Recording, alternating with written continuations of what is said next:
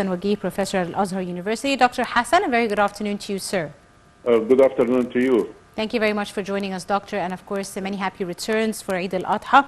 And let me start by asking you, of course, hundreds of thousands of Muslim pilgrims from around the world are in Saudi Arabia's Mount Arafat, the climax of a potentially record-breaking Hajj pilgrimage held, of course, this year. Could you tell us a bit about this ritual, which is the high point of the annual pilgrimage of Hajj, one of the 5 pillars of Islam? Yes, it is the high point of all the rites of the Hajj. Yes. There is a saying which says, Hajj is Arafah. So it is the whole Hajj process all the process is very important, but this is one of the most important rites of all rites.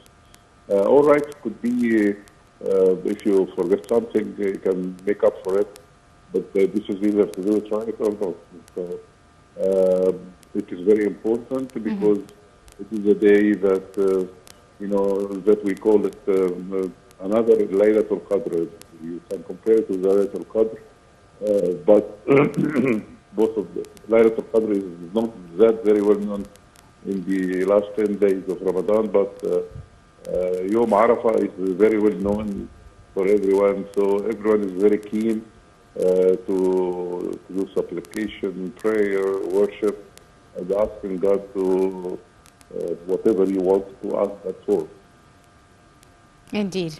Dr. Hassan, now this year the maximum age limit has also been removed, giving thousands of the elderly as well a chance to attend. How do you see Muslims overcoming one of the biggest physical challenges, as pilgrims, of course, will spend hours praying and reciting Quran verses on Mount Arafat, then in the surrounding areas, especially amid, the higher temperatures during this time of year? Yes, people really who would like to go are very ready to accept all the burdens, all the hardships, because we know the reward. And they ask God to accept their worship, their worshiping act. So, one is ready to pay for what you can obtain, the paradise of Allah subhanahu wa ta'ala. So I think, yes, nothing comes out of nothing. And you have to, absolutely, to do your part and to do what you are supposed to do to get what you want to get. Yes, indeed, Doctor. Now, after sunset, the pilgrims will travel the short distance to Muzdalifah, halfway between Arafat and Mina, to sleep in the open air. And the following day, they gather pebbles and hurl them at 3 giant concrete walls in the symbolic stoning of the devil ritual. Could you tell us a bit about this journey and what it entails and its rituals? Yes, the ritual, as you have already mentioned, the word symbolic. It is stoning the devil. It is a stoning that would represent that you would like very much to avoid evil work, confront the devil, not to follow the devil's steps. And by doing that, if you are supposed to do sincere repentance, it is not just to throw things and to stone something in your hand. It's a matter that you're supposed to have already tried to ask God to accept your sincere repentance. So it's about sincerity in worship. Yes, indeed. Doctor, what makes the rituals of Eid al-Adha more unique than any other religious occasion in the Muslim calendar? Yes, it is like all the occasions you are supposed to feel the feelings of others. So feeding the poor. And I think that when you are supposed to slaughter sheep and you are supposed to distribute among the needy, to feel the feeling of the needy and to try to feed all the poor. I think this is a very, very important thing.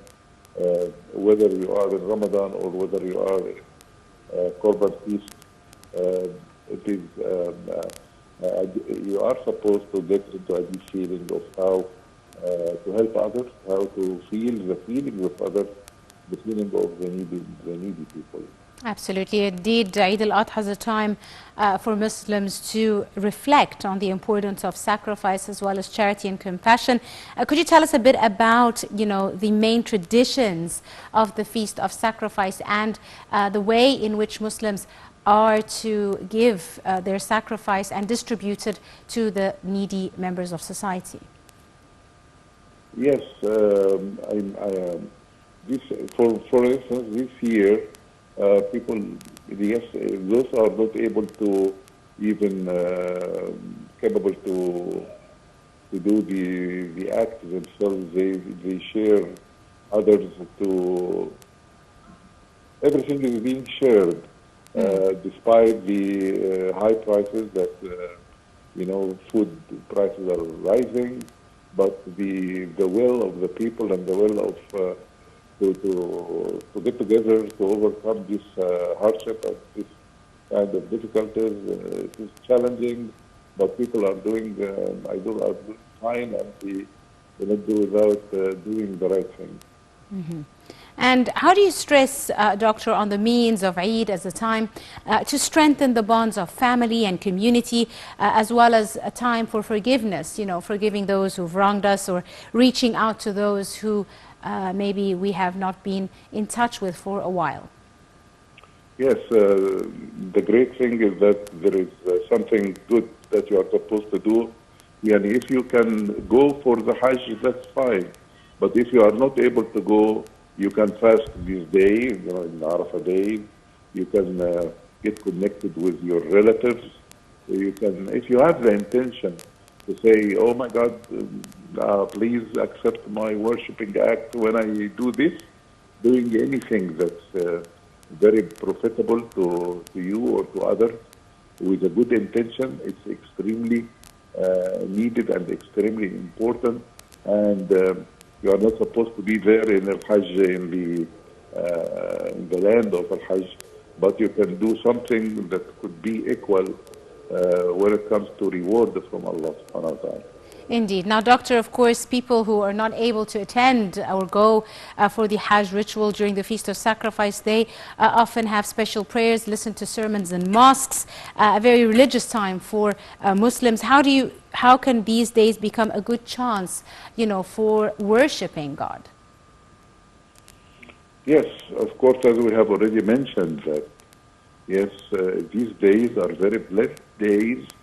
Reward is magnified by Allah subhanahu wa ta'ala, and good deeds are really appreciated.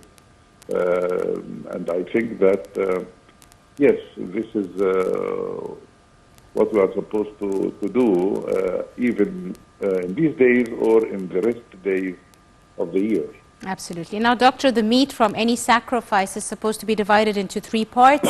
One given to the poor and needy, another part family and friends, and one part kept for personal consumption. Could you tell us a bit about how this division of the sacrifice is stated and how it reflects deeds like mercy, for example, in society?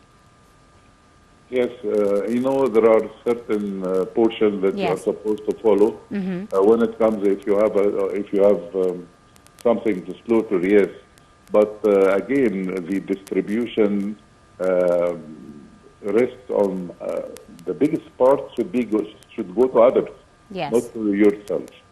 So I think this is, again, as we have already mentioned that, and we already said that it is a day for others, for the needy, for the poor, and many happy returns of the day for you and for all those. Thank you very, very much, Dr. Hassan Waghi, Professor at Azhar University. Thank you so much, sir, for your time and your insight.